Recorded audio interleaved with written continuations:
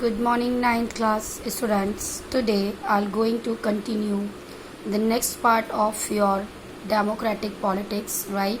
Earlier we have studied about the story of Chile and how the democracy and non-democracy established there. Okay, so how it restored the democracy in Chile. So it was the time of in 1988 Pinochet, who was the last the dictator of this country. Also he was an army general. Okay, because he was very brutal, so the country was against in him, but he was very confident that the country will love him in the future also, right?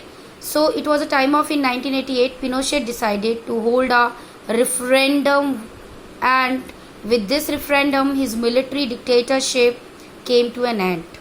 Okay, तो पिनोशेट ने गलती कर दी कि उन्होंने decide किया कि एक referendum करी जाए, जिसके थ्रू रेफरेंडम क्या होता है, जनमत संग्रह, मतलब सभी लोगों का, जो वहाँ के लोग हैं उनका वोट लिया जाए, ठीक है। और वो ये देखना चाह रहा था कि ये सभी लोग मुझे ही वोट करेंगे, देख लो। तो वो इस एक कहते हैं ना, एक उसके अंदर घमंड था या उसके अंदर एक गलत धारणा थी कि वही जीतेगा और उसकी जो सरकार है वो आगे तक चलती रहेगी, ठीक है। बट क्या हुआ, जो पीपल ऑफ चिली जो थे वो अपना पास्ट नहीं भूले थे, ठीक है। जब उनकी डेमोक्रेटिक ट्रेडिशन थे तब क्या होता था, वो चीज़ें नहीं भूले थे, उसकी क्रूरता नहीं भूले थे। ओके, तो उसने क्या किया, वहाँ की सरकार, वहाँ के जो लोग थे, जनता थी, उन्होंने क्या किया, उन्होंने पिनोशेट के अगेंस्ट वोट किया और कहा कि I am not agree with this rule, क्योंकि जो ये रेफरेंडम होता है उसके अंदर क्या करना था, येस और नो का ऑप्शन होता है, ठीक है, उस पर्टिकुलर इंसान के लिए, ठीक है। तो इन सभी लोगों ने क्या किया, नो किया, because they were against of the rule. As a result Pinochet lost his political and then his military powers. Okay, तो जो होप थी अलियंदे की, जो उसकी लास्ट स्पीच में थी, वो अब रियलाइज हुई लोगों के इस कदम से। The felony, cowardice and the treason were finally punished. Okay, तो ये सारे लोग क्या हुए, इन लोगों को अपनी करने का भुगतान मिला।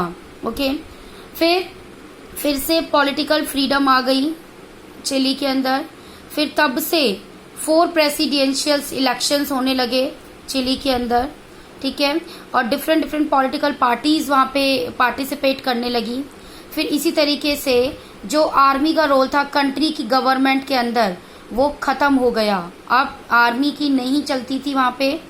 The elected government that came to the power ordered inquiries into Pinochet rule, and these inquiries revealed that his government was not only very brutal but also very corrupt. Corruption का भी वहाँ पे बहुत ज़्यादा बढ़ावा हो चुका था।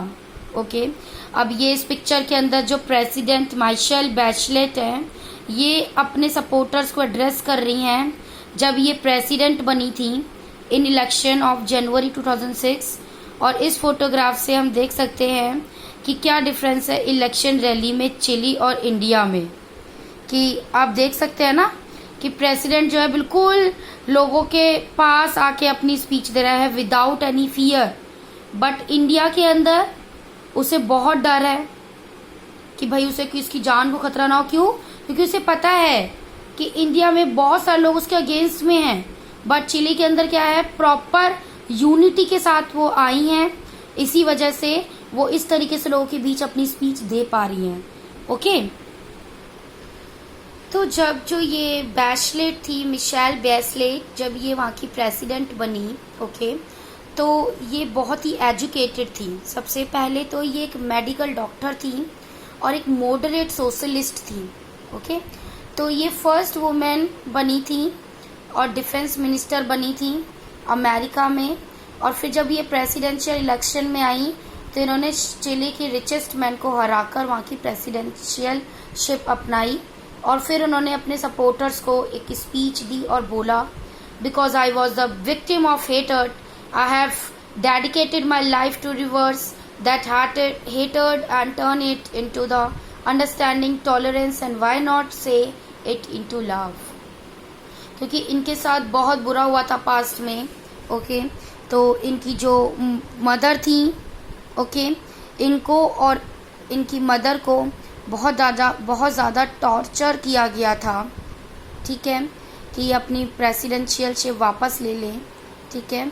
और इस वजह से इन्होंने वर्ड्स बोले कि मैं नफ़रत की विक्टिम रह चुकी हूँ, ठीक है, एंड मैंने अपनी पूरी लाइफ इस चीज़ को रिवर्स करने में ही बिता दी कि मैं कैसे इस नफ़रत को एक समझदारी तरीके से एक प्यार में बदल सकूं, ठीक है। तो मैंने बहुत ज़्यादा टॉलरेंस सही है, मैंने बहुत ज़्यादा नफ़रत सही है, तो अब मैं इसे प्यार में बदलना चाहती हूँ, ओके। तो अब बताते हैं डेमोक्रेसी इन पोलैंड में कैसे आई, ओके। तो आपको यहाँ से पता चल रहा होगा डेमोक्रेसी के क्या फ़ायदे हैं। पहला तो एक यही है कि लोग जो है उनको इतनी समझदारी होती है कि उन्हें अपना मत किसे देना, अपना वोट किसे देना और किसके रूल में वो आगे बढ़ना चाहते हैं, ठीक है। तो एक तो वो अपने तरीके से डिसीजन ले पाते हैं, ठीक है, और बाकी यही है कि दूसरा कि वो अगर वो उनके तरीके से नहीं चलेंगे जिनको उन्होंने सिलेक्ट किया है, तो अगली बार वो उसे क्या कर सकते हैं, उसे निग्लेक्ट भी कर सकते हैं, as they have done in Chile, okay. तो अब डेमोक्रेसी इन पोलैंड में क्या हुआ था कि इवेंट हुआ था जो पोलैंड में 1980 में, ओके। तो उस टाइम पे पोलैंड के अंदर जो रूल था वो पोलिश यूनाइटेड वर्कर्स का था, ठीक है, यानी पोलिश यूनाइटेड वर्कर्स पार्टी का वहाँ पे रूल था। और ये भी जो था ये भी एक तरीके से कम्युनिस्ट पार्टी थी जो कि different countries of east Europe में अपना शासन चलाती थी उस समय पर। इन कंट्रीज़ के अंदर कोई भी अलग पॉलिटिकल पार्टी जो थी उन्हें फंक्शन करने का मौका नहीं दिया जाता था, या कहें तो उन्हें कोई भी इस तरीके का पार्टिसिपेशन नहीं मिलता था, ठीक है। तो इसके अंदर जो लोग थे उनको अलाउ नहीं था कि वो अपने लीडर को खुद चूज कर सके। तो यहाँ से पता चल रहा है कि यहाँ पे भी डेमोक्रेसी नहीं थी, यहाँ पे कम्युनिस्ट पार्टी की चलती थी, कम्युनिस्ट गवर्नमेंट की चलती थी, ओके। एंड जो डेयर करता था इनके अगेंस्ट बोलने की, तो उनको क्या कर दिया जाता था, उन्हें जेल भेज दिया जाता था या उन्हें टॉर्चर किया जाता था। तो गवर्नमेंट इन पोलैंड जो थी वो हमेशा जो थी वो सपोर्ट या कंट्रोल होती थी सोवियत यूनियन से, यूएसएसआर से, जो कि बहुत ज़्यादा पावरफुल कम्युनिस्ट स्टेट थी। तो 14 अगस्त 1980 में जो वर्कर्स थे लेनिन शिपयार्ड के इन सिटी ऑफ जिडान्स्क, उन्होंने रिफ्यूज़ किया और वर्क करना और स्ट्राइक करना शुरू किया, ठीक है। और शिपयार्ड जो थे उन्होंने क्या किया, उन्हें गवर्नमेंट ने अपने अंडर कर लिया, ओके। तो इस समय फैक्ट्रीज जो थी या बड़ी प्रॉपर्टी थी पोलैंड में वो सारी की सारी गवर्नमेंट के हत्थे हो गई, ओके। फिर इस वजह से स्ट्राइक जब हुई तो स्ट्राइकिंग वर्कर्स ने क्या कहा कि सबसे पहले अपने क्रेन ऑपरेटर वापस लो, और वुमेन वर्कर जो थी उन्होंने बोला कि हम सर्विस नहीं करेंगे आपके यहाँ पे, हम कोई काम नहीं करेंगे। और as per according to police rule ये स्ट्राइक जो थी वो इलीगल थी, और क्योंकि जो ट्रेड यूनियंस थे वो इंडिपेंडेंट थे कि वो रूलिंग पार्टी हैं उनके अगेंस्ट बोलने के लिए, तो उन्होंने क्या किया, उन्होंने उन स्ट्राइक्स को रोकने के लिए उन्होंने क्या किया, उन्होंने सब लोगों को अगेंस्ट कर लिया, ठीक है, और उन सबको मतलब अरेस्ट कर लिया, ठीक है। तो यहाँ से इनकी स्टार्टिंग हुई, इनके जो था इनके अगेंस्ट जाने का, पार्टी के अगेंस्ट जाने का सिलसिला जो था वो चालू हुआ। तो इसके बाकी आगे की स्टोरी मैं आपको अपनी नेक्स्ट वीडियो में बताऊंगी। So thank you class.